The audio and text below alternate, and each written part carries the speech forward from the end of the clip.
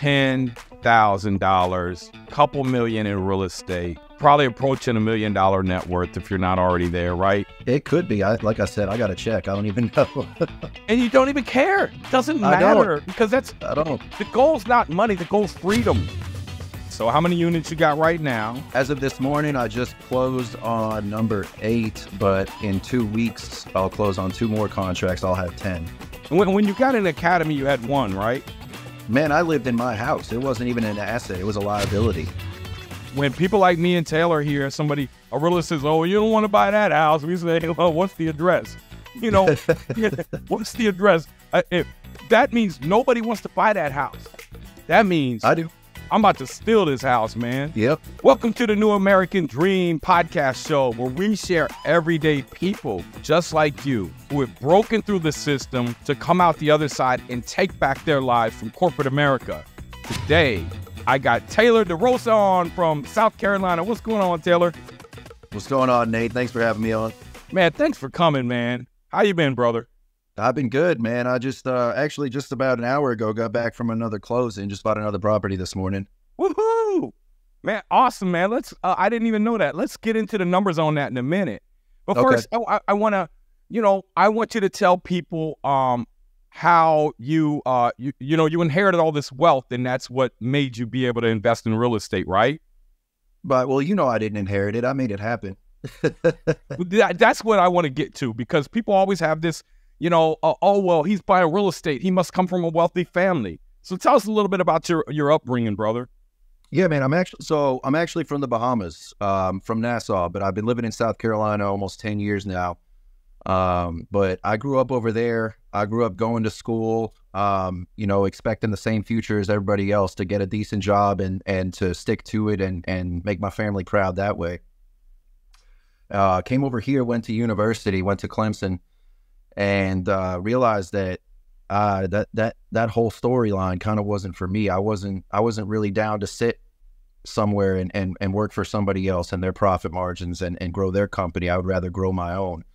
I was putting so much effort into a day job where, I realized if I put the same efforts into my own dreams and my own companies, that, imagine the difference I could make in 5-10 years versus sitting at that same desk. So that's where we're at now. Now we're full-time in real estate.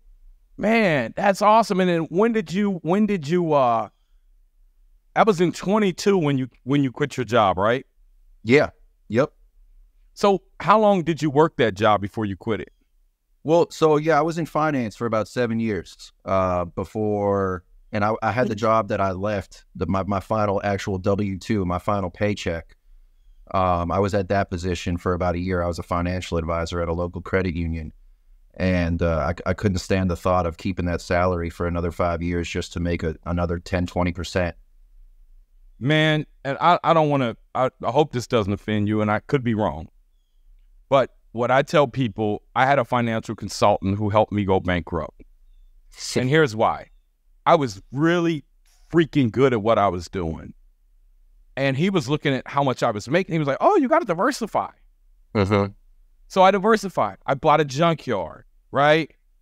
I bought a construction I started a construction company to do work for others. Now there's a vertical integration. I bought a bar and grill. And what I didn't realize at the time was, this is poor people thinking. Like, I'm all over the place. I'm scattered. Mm-hmm. And what I learned about, like, what wealthy people do is they just go deep. They find one thing and just go deep and do it. And they're like, oh, there's too much risk in that. Well, you control the risk when you become really good at what you're doing. Right. It's like, Michael Jordan, in the middle of him being the greatest basketball player, you need to diversify. You need to go play baseball. Well, he did, but what's your thoughts? I mean, am I wrong there, man? No, not at all, man. I think another person who said it best is Robert Kiyosaki, man. Risk isn't real if you're educated, man. If you know the difference, I mean, you go to Vegas and you gamble, that's risk. When people say I'm gambling on real estate, I have to sit down and educate them that the risk goes as far as my lack of knowledge goes.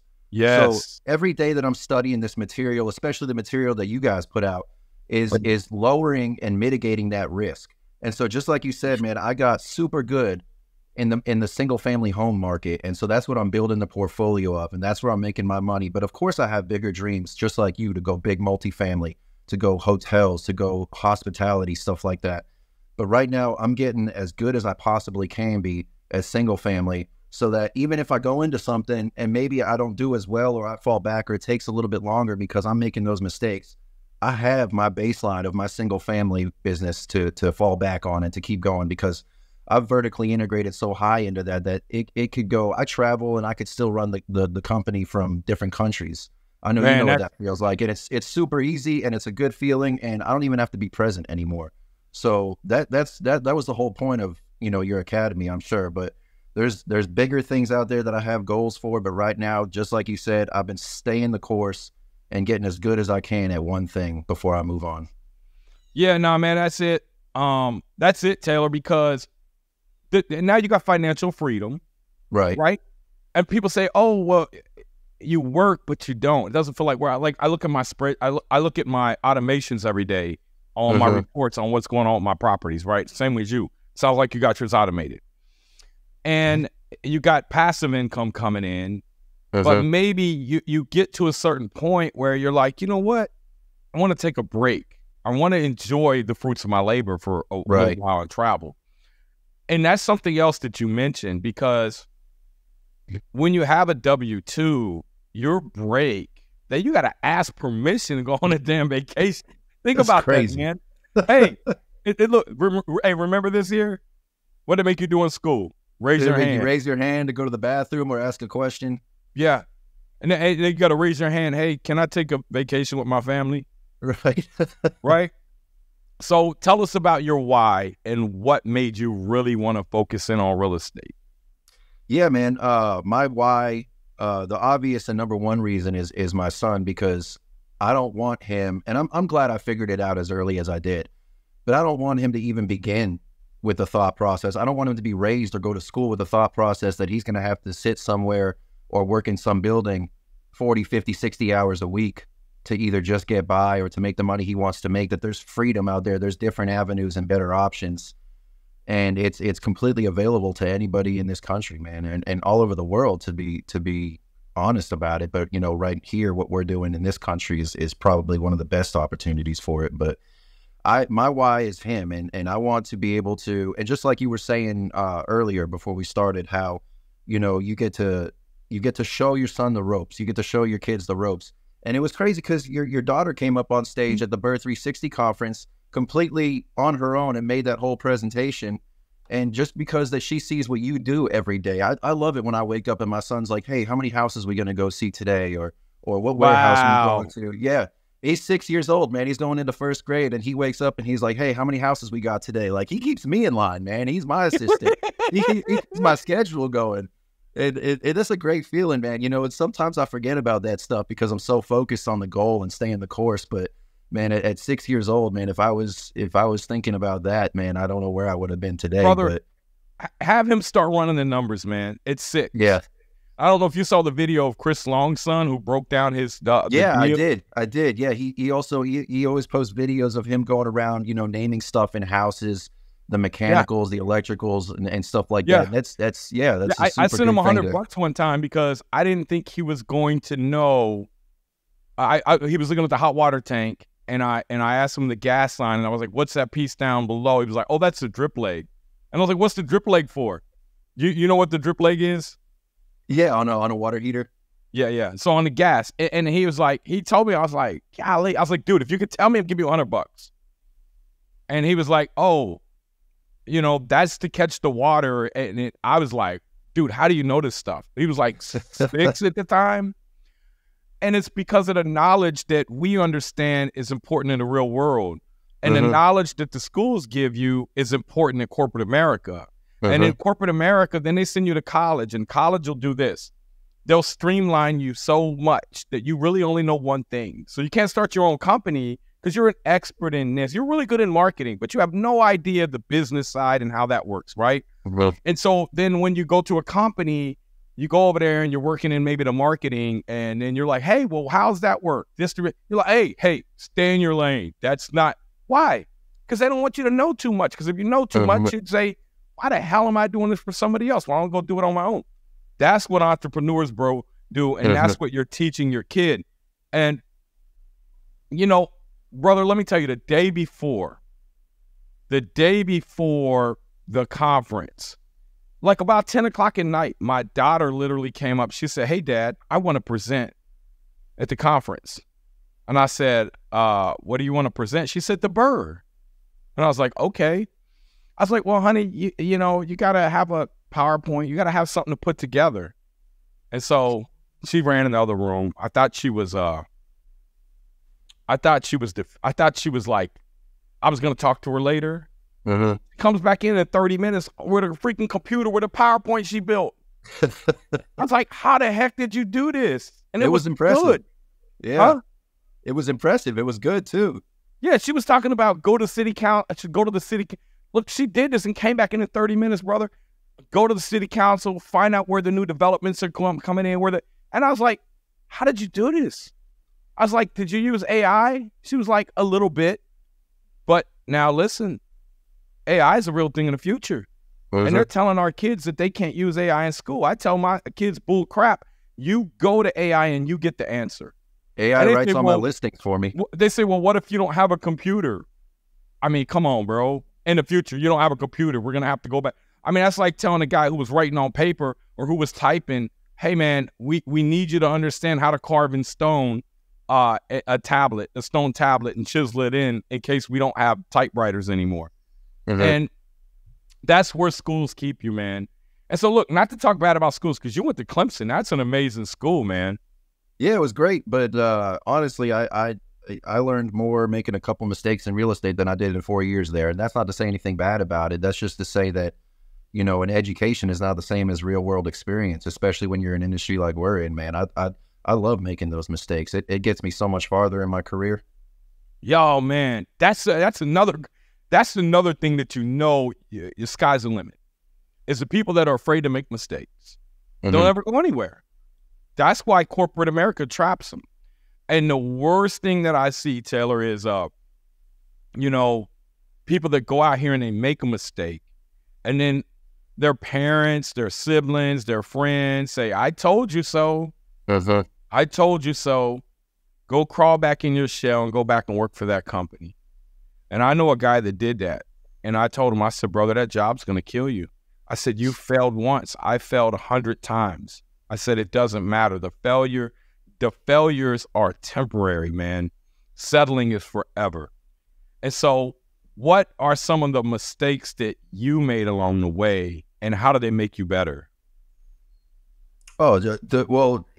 Specifically, I mean, there's so many mistakes made. I make mistakes on every project, whether it's not ordering materials at the right time to keep the timeline going, to keep my guys busy, ordering the wrong materials, making wrong measurements, just stuff like that. Things that, you know, make me realize I need to slow down sometimes and focus more on the micro of certain projects.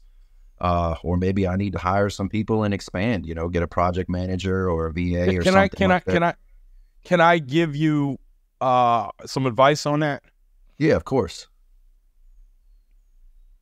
Pay your son to do it. He doesn't know that he can't do it, right? Right. He doesn't know that things are hard. So most people are going to say, "Oh, that's hard." But your son doesn't have anything. He doesn't think it's hard. He's like, "Oh, great, I'm going to do it." Remember the first time you used to do dishes and you asked, "Can I do dishes?" because you thought it was cool. Yeah. And then you were like, "I don't want to do that anymore." But kids gravitate towards doing things that are challenging, right? That's by nature. They want to do things that are challenging. You see them building Lego blocks and they're like, "What are you doing?" "I'm playing." No, they're dreaming. So give that to him and teach him, because, brother, if you start teaching him now, man, by a year from now, he's going to be on top of it. He's got these processes. It's very important that when they're below the age of 8, if you start telling your son, "Man, the sky's red, the sky's red, the sky's red, the sky's red," everything you tell him is the truth. For the rest of his life, he's going to think the sky's red until he challenges that thinking. And so, you know, get him started young. And make sure you're on our 12:30 call today, and I'm going to show you how to schedule out everything and make it do that. Did you see the job that Devontae did? He did it in like, I don't know, 30, 40 days, complete gut, put back, permits, everything. Like You're talking about your fire one, your burned down fire one, brother. multifamily? Yeah. So I just, this morning went over, you know what we made off of that? Just the insurance alone? Yeah. $241,000. Yeah, that's a Bentley, right? You get a Bentley for that. Yeah, you can get one. I think that's what you said when we were up there. You were talking about it. You're like, man, we might make $300,000 just off the insurance for being vertically integrated with our construction and doing this properly. And yeah, so it was $350,000. Crazy. We gave the public adjuster $35,000. Then gave my nephew $100,000, and so he ran a job at 54 was his final number, and that was with his salary. So then the rest of the money went to him. He made money too, right? So, I want everybody around me to make money. And so that's the benefit of you making a sacrifice, Taylor, is that there's other people that are going to benefit from the sacrifice you make. And so when you talk about your son, like, what drives you on the days where you feel defeated? Do you ever have days like that?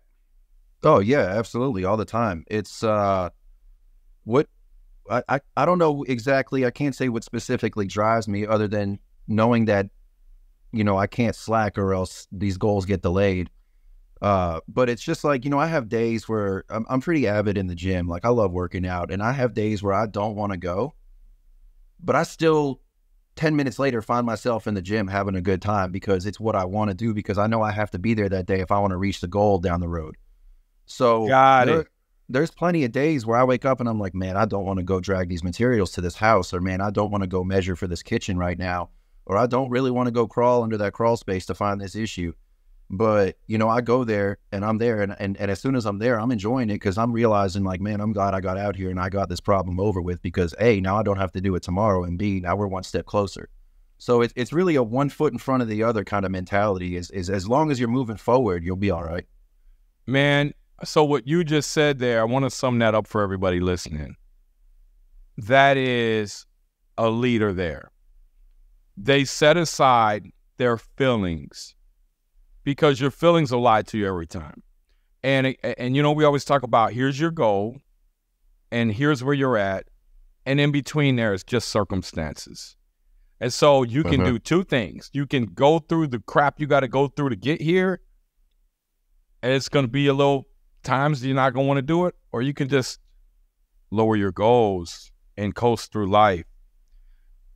And at the end of your life, end up making zero impact, very little impact, leaving your kids in a situation where now they have to go out here and they have to decide.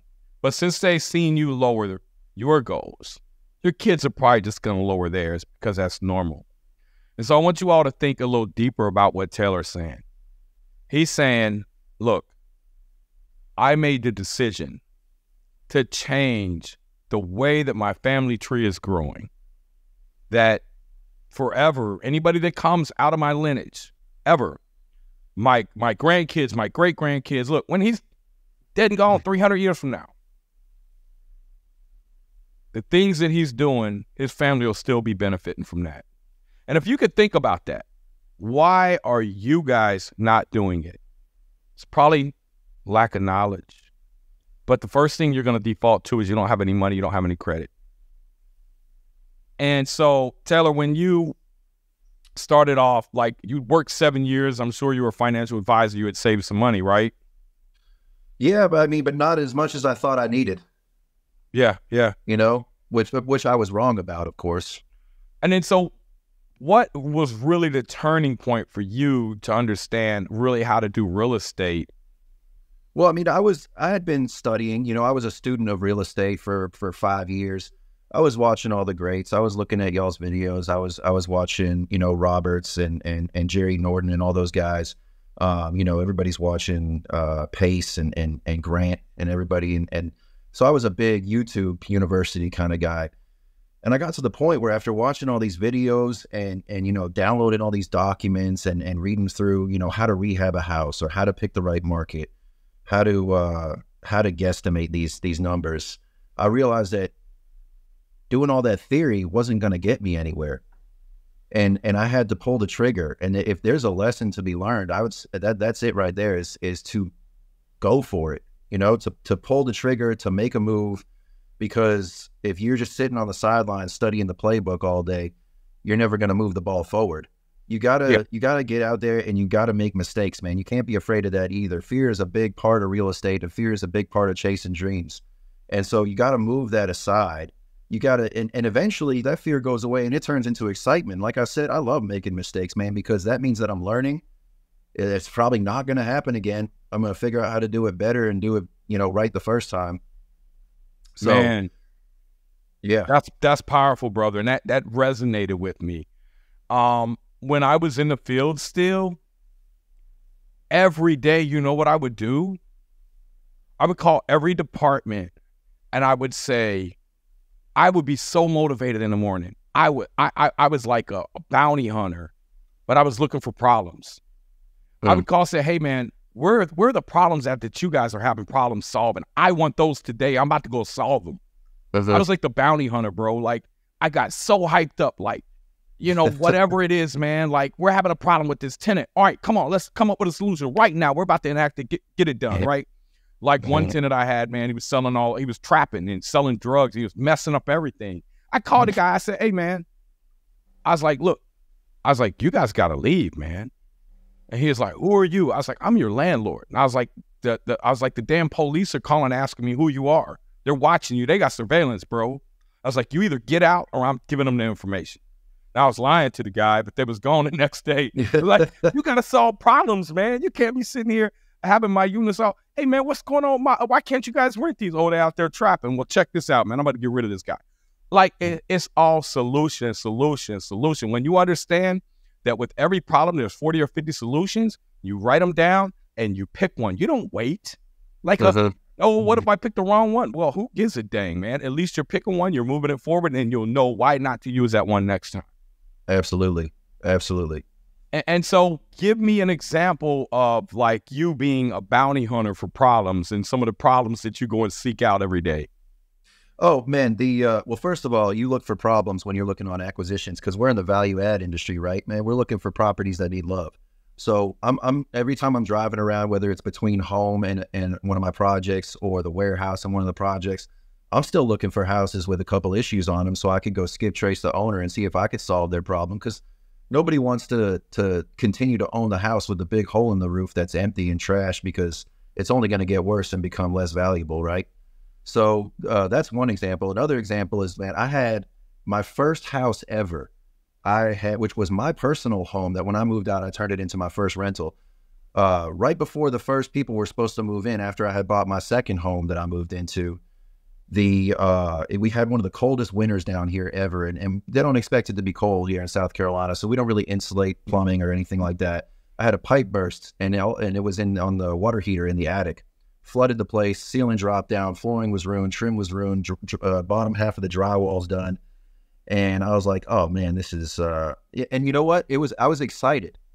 It was weird because I was excited that happened. And I hadn't even gone through the academy yet. I hadn't learned all these things, but I knew I had the right attitude about it. I was super excited that this problem happened because I knew it was a learning opportunity. Wow. And so I had the adjuster come out. We adjusted it. He came up with it being, like a $25,000 problem. I got it done for like 11. I pocketed the difference, and the people moved in. Yeah, people moved in a month later. They were happy with it, newer stuff inside. So, man, and with that type of attitude, everybody, you can't lose. And so think about this. He took a problem, and now he went to Clemson. So he understands that education, when you spend money on education, there's value there. So he's looking at a problem where most people say, I just want to sell the property. He's saying, oh man, I'm going to learn how to deal with floods. I'm going to learn how to dry out units. I'm going to learn how to extract water. I'm going to learn how to do demo. Like, these things are going to be vital to my success. Now, so many people would say, you know what? I quit. I just want to sell this property and go back to work for somebody else and deal with their problems for the next 40 years. And so when you have that mentality that he has brought on, you're unstoppable, man. You're unstoppable because problems are no longer problems. They are opportunities. Exactly. And when people like me and Taylor here, a realtor says, oh, you don't want to buy that house. We say, well, what's the address? You know, what's the address? That means nobody wants to buy that house. That means I do. I'm about to steal this house, man. Yep. And now, Taylor, when you see a house I want you to think about this. When there's a house with the claim, very rarely, okay, the claim I got for $350, do you know what the adjuster would have had that at?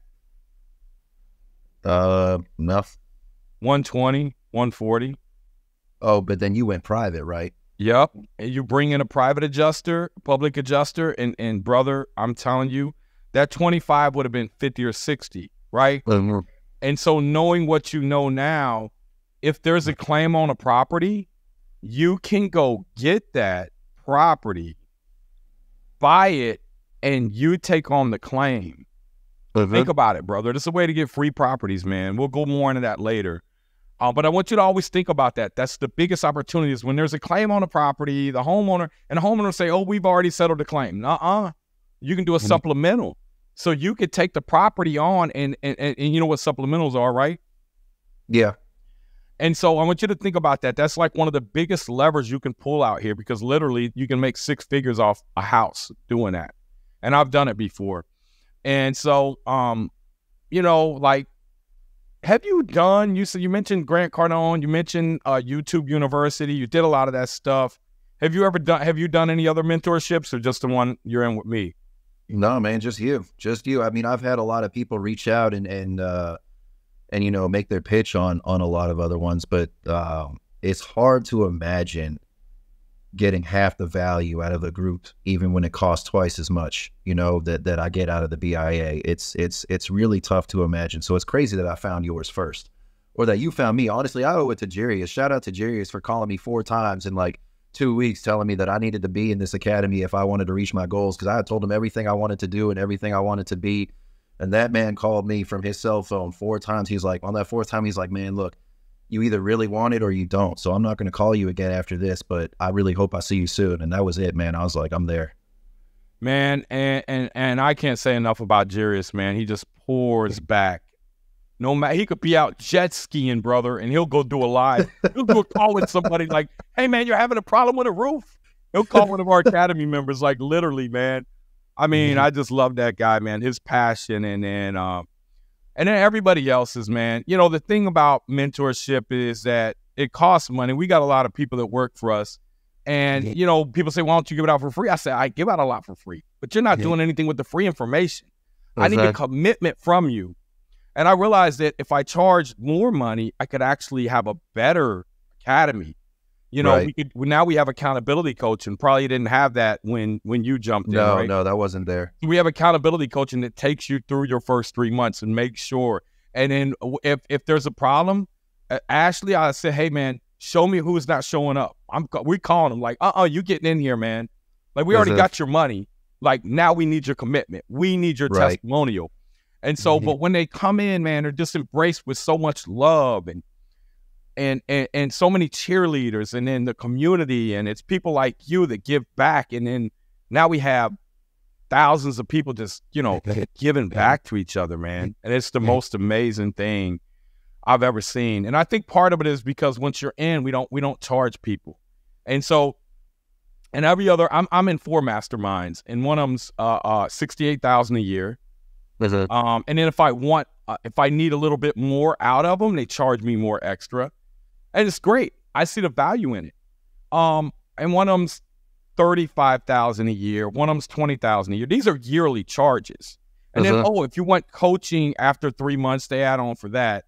And the other one's $30,000. That one is lifetime. And then it's $833 a month after that for the first 12 months. After, and so, you know, I wanted to find a way that we could create a community where people paid one time and they were in the community for the rest of their life, which is a bit challenging because then you got all this ongoing overhead and it becomes a little hard. But I'm good with finances, so I figured out how to balance all that out.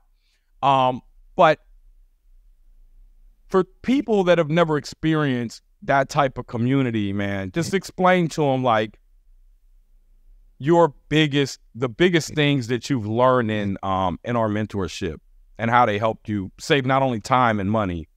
Well, like I've said, I mean, it's incredible the information that you put out. Like, I bet half the people who might listen to this did not even realize that they could make money on an adjustment or an insurance claim like that they could buy a whole house on the supplemental, like you said, that it could cover the whole thing. So there's so much information in there. And like I said, I studied real estate for 5 years, man. YouTube University, I did all of it. And I didn't even realize half the stuff once I got into the academy that was out there, that was available, or the methods. So it's not even the education that I want to preach about for the academy, but the people and the environment that everybody encompasses in this group. And it's all because of you, man, because of how much you love to give. And everybody's just really following in your footsteps, man. It's the attitude that you put forth every day. And it's incredible to see. Now we have 2,500 people in there. Yep. I think it was just barely 1,000 strong when I joined.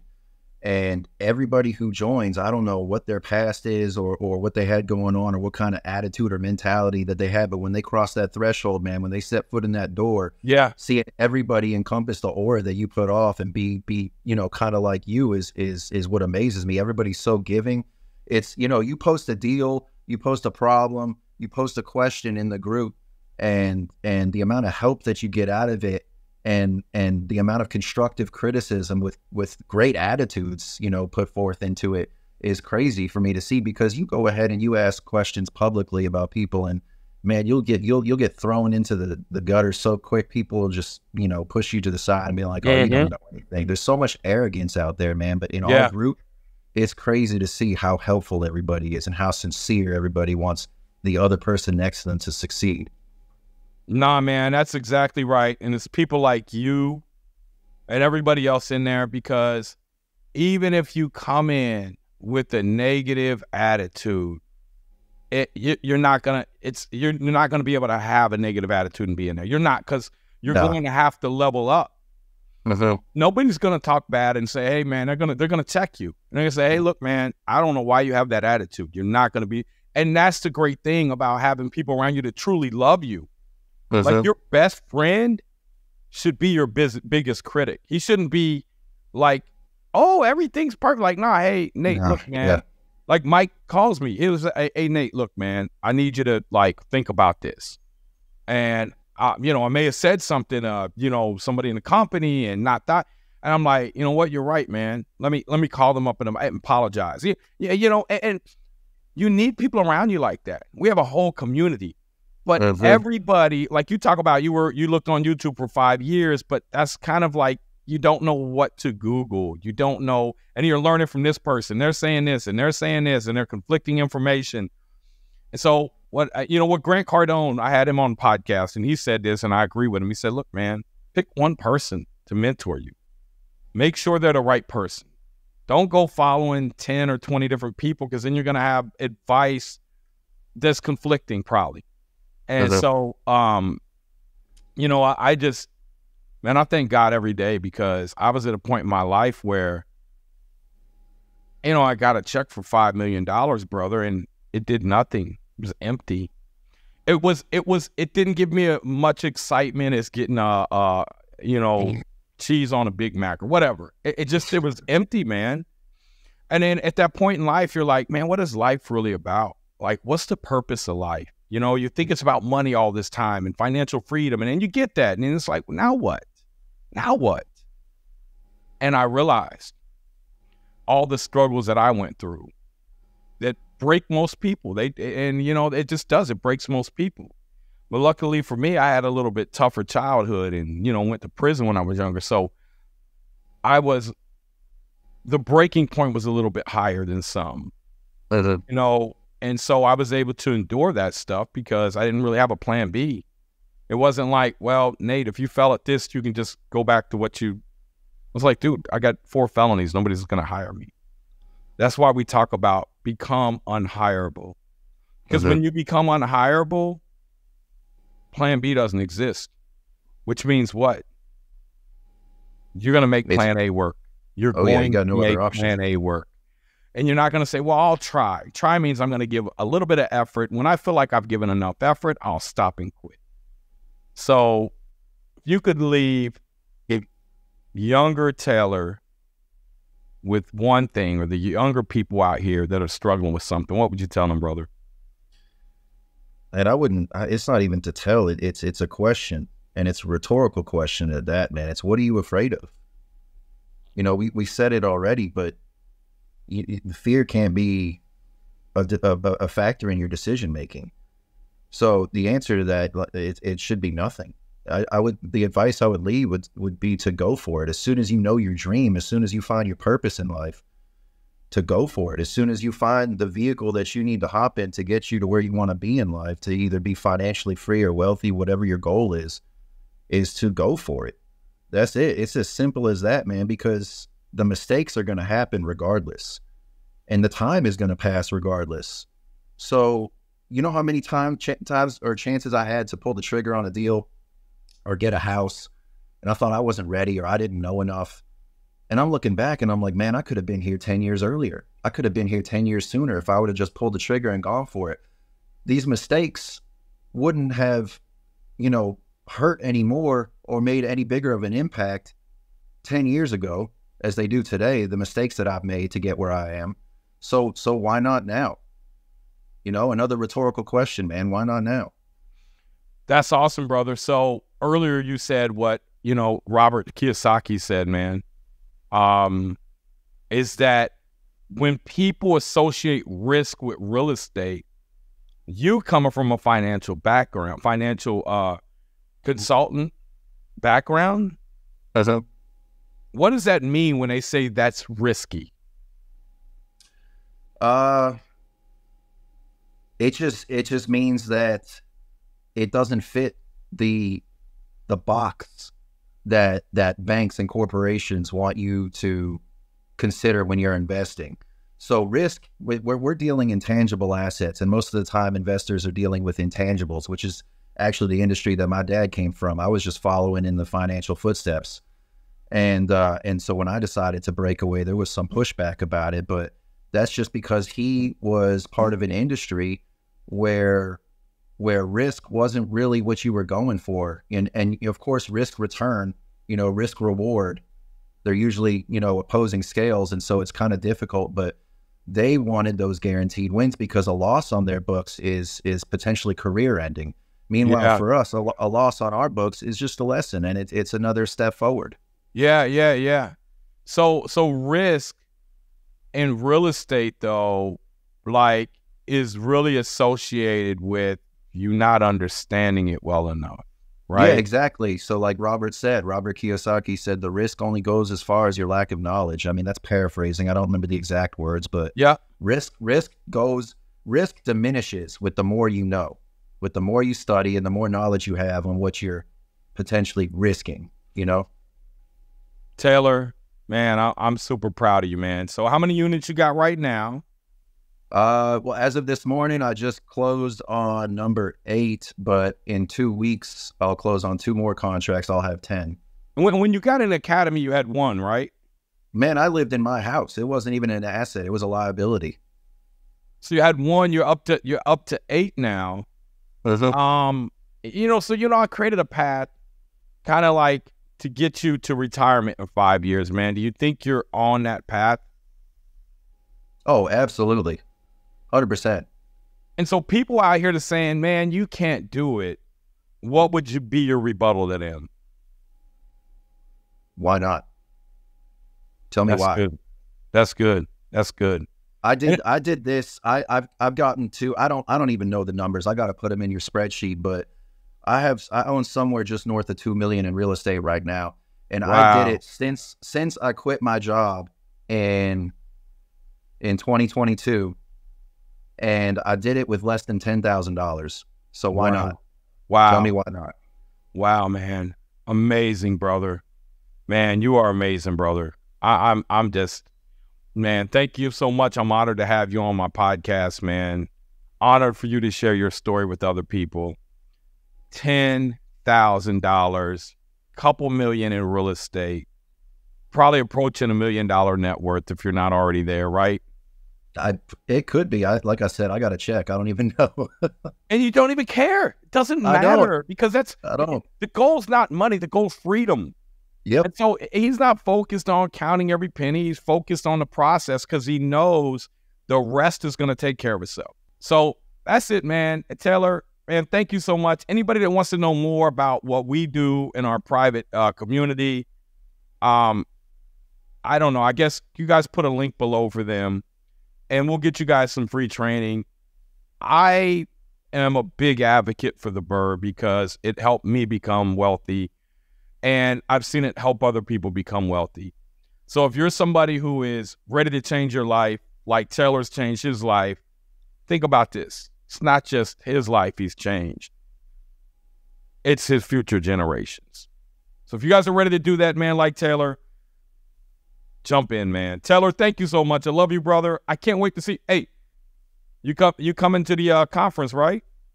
Yeah, the cruise. Yeah. Yeah, man. Hey, look, I hate cruise ships. I've never been on one in my life. I'd rather just fly there and stay on the beach. But look, you got me on a boat, man. You got me on the biggest boat ever. So I'm going for you, man. I'm probably not going to go on another one after that. But no, you're gonna love it, bro. It's gonna be what? Okay, here, let's talk about your fears real quick. What are your fears? Yeah. Oh no, I don't fear him at all. I just don't think I would like him. But I mean, you might change my mind. Why do you think you wouldn't like it? I don't know. You know what? That's a good question. I grew up in the Bahamas, man. I would always see cruise ships come and go, and instead of hopping around from place to place on them or spending a lot of time on the open water, I'd just rather be at a destination. That's just me. But that being said, I love fishing. I love boating. I've always been out on the water too. But my boats were never that big, so I don't know. Brother, you're not going to know you're on the water. This thing has a mall in it. This thing has crazy. Everything, brother. Like it's amazing, brother. It has a whole park in the middle of it with diners and yeah, man, you're not going to know, brother. You're going to love it, man. I can't wait to see you there, man. Man, I'm excited. Thank you, man. Thank you, brother. Love you, man, and look forward to seeing you there. Sounds good.